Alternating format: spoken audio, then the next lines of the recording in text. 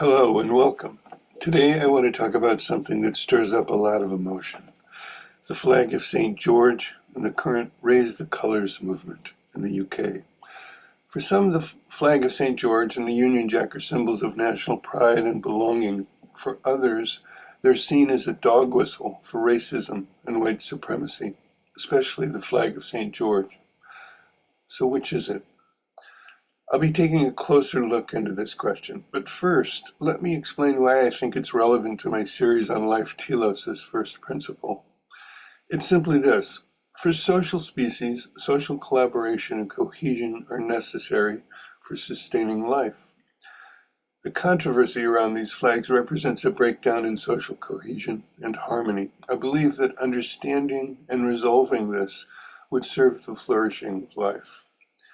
But this video is also relevant to my other series titled Questioning Woke Psychotherapy, as it addresses a flashpoint in the ongoing culture wars driven by identity politics. Okay, let's get into it by first considering some history.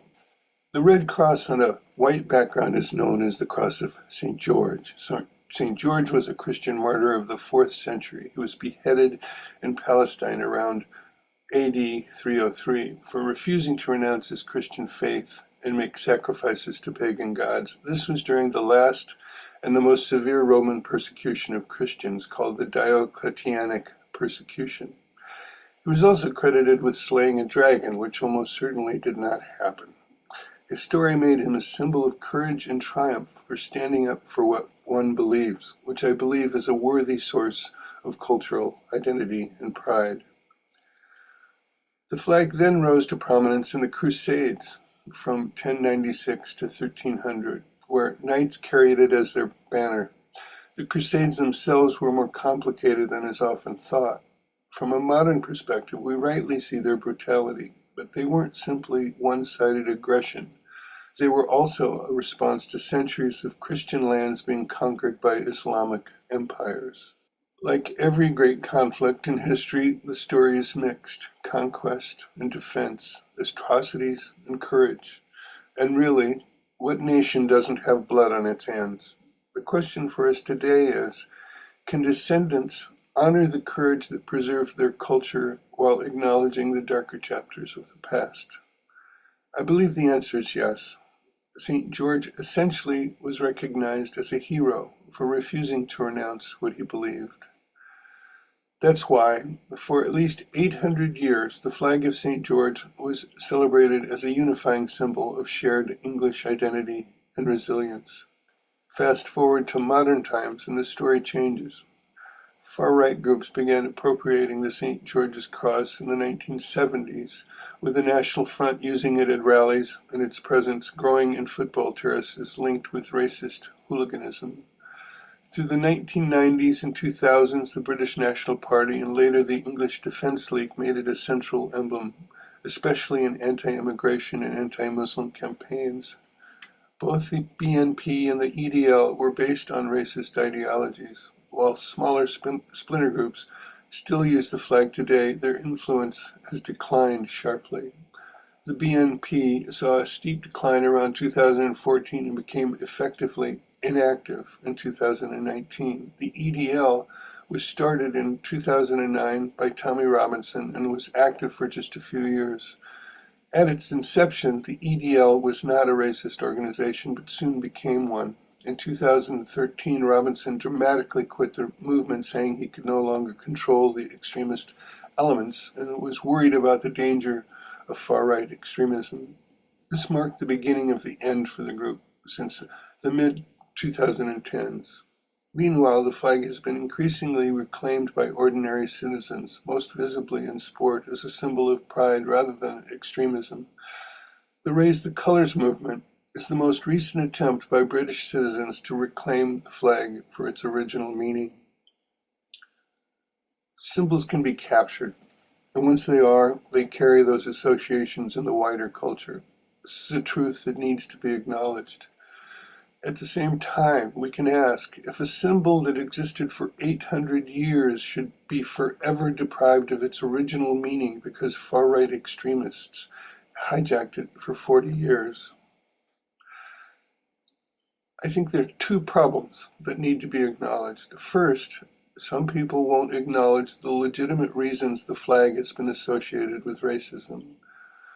The other problem is that many are unwilling to allow it to be reclaimed as a healthy symbol of national pride. Some even go further and conflate any display of patriotism with racism. This is what philosopher Roger Scruton called oikophobia, a kind of a contempt for one's own culture. There are those who reduce Western civilization to its worst chapters in history, like slavery and colonization. It shows up when people say, if you fly the St. George's Cross or even the Union Jack, you're sending a racist signal, whether you intend to or not. That framing strips people of the right to define their own meaning.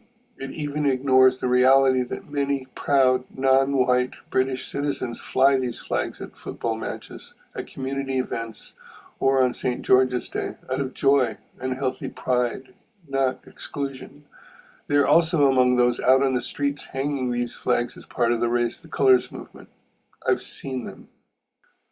There is such a thing as healthy national pride, the kind that says, I love this country and I want it to live up to its best values. It says, this flag belongs to me, whether my ancestors have been here for centuries or I just became a citizen last year. When we deny that possibility, when we equate all patriotism with racism, we hand the flag over to extremists, the very outcome critics say they oppose. Now, let me say something about multiculturalism because it connects directly to the flag. Cultural diversity can be a wonderful thing. Different traditions, foods, music, and perspectives enrich a society. But multiculturalism only works if there's a shared foundation of values that everyone agrees to live by. Without this, multiculturalism is a naive dream. If immigrants are willing to integrate into that common framework, respecting the law, the dignity of others, and the freedoms that define the host country, then diversity strengthens us. Without unity, diversity devolves into tribal enclaves and conflict. If people refuse to integrate, for example, if they advocate for a parallel legal system like Sharia law, or openly reject the basic values of the society they've entered, or openly express hostility toward the host culture, then division and disharmony follow. We've seen this in the UK, where Muslim grooming gangs, extremist preachers, or separatist communities have caused real harm and undermined trust. As I said earlier, the flag of St. George first rose to prominence during the Crusades when Christian Europe was trying to reclaim its lands from Islamic conquest. Today, it often reappears in working-class communities that feel their own neighborhoods are being taken over, colonized, if you will, by mass immigration, particularly illegal or unvetted immigration, and especially by those unwilling to share basic civic values. When immigrants are seen to receive substantial government support and citizens struggle, resentment is inevitable. When crimes are committed by immigrants, and when those crimes are covered up or minimized by authorities, the sense of betrayal deepens. When policing and justice look like a two-tier system, one standard for immigrants and another for locals, it feels like fairness itself has been abandoned. When you can be arrested for saying, I love bacon, yes, this happened, it raises serious questions. The truth is that for the vast majority, this anger is not about race.